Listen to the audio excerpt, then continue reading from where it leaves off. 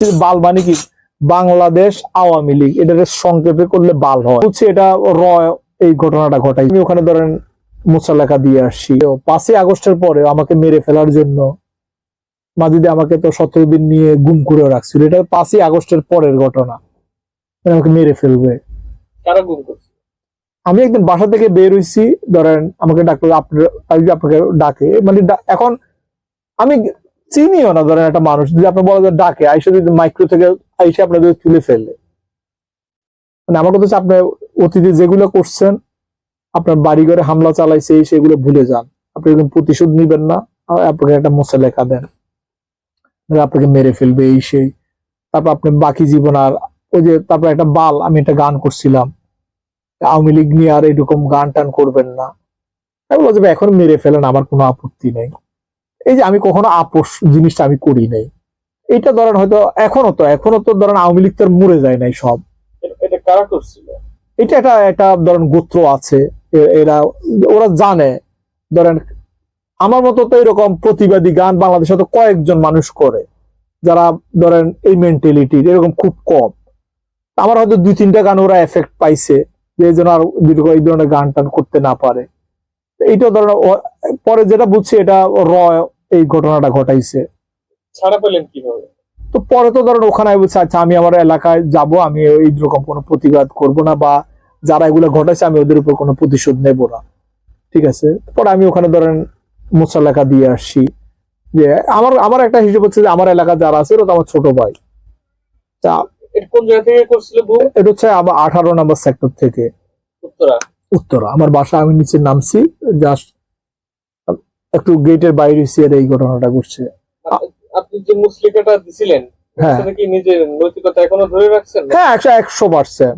কেন ভাই, আমি তো কাউকে মারার জন্য আমি কেউ যদি ওই যে একটা কথা বলছি না, আমাকে যদি কেউ হাত কেটেও ফেলে, আমি আপনার হাতটা কাটবো না।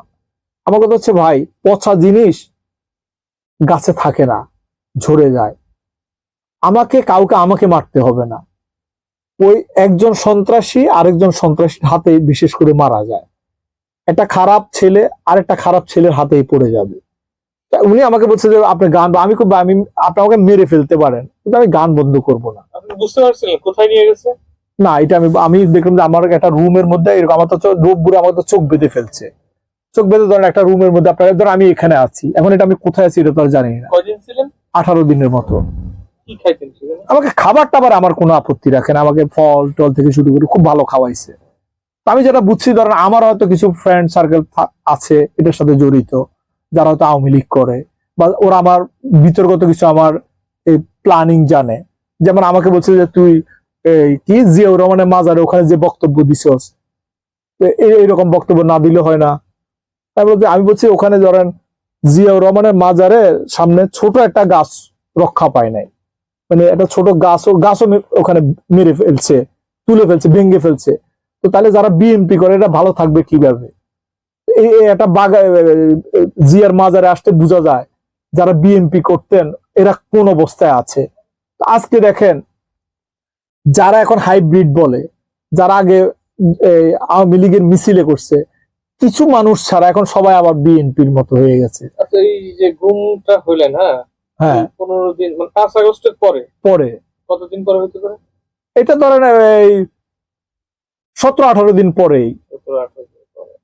আর কোনো মারঠার দেয় না? না, একেবারে শুধু আমার বলছে যে আপনি এই জায়গাগুলো আওয়ামী লীগকে নিয়ে বাড়াবাড়ি করেন না, শেখ হাসিনাকে নিয়ে আমি কিছু কথাবার্তা দেখছেন। এরপরে ওই যে বলছিলাম যে তাবিজ ভাই আপনাকে আমরা ভালো জানি, আপনার কথা মানুষ শুনে, আপনি এই আওয়ামী লীগ ইন্ডিয়া এরকম নিয়ে আপনি গান টান করেন না। আর বিশেষ করে আমি বলছি আচ্ছা ঠিক আছে।